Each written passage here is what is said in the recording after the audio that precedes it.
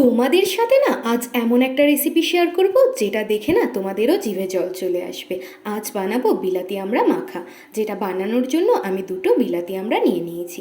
এবারে আমড়াটাকে ধুয়ে ভালো করে খোসা ছাড়িয়ে নেব, তারপর একটা গ্রেটারের সাহায্যে ভালো করে গ্রেট করে নেব।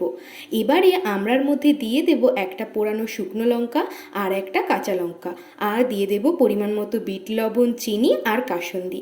আমাকে একজন বোন কমেন্ট করেছে দারুণ, থ্যাংক ইউ বোন আমাকে কমেন্ট করার জন্য। আর একজন দাদাভাই কমেন্ট করেছে নাইস, থ্যাংক ইউ দাদাভাই আমাকে কমেন্ট করার জন্য।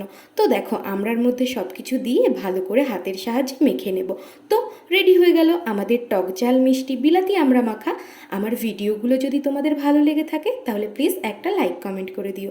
আর যারা যারা আমার চ্যানেলে নতুন আছো তারা প্লিজ আমার চ্যানেলটিকে সাবস্ক্রাইব করে আমার পাশে থেকো।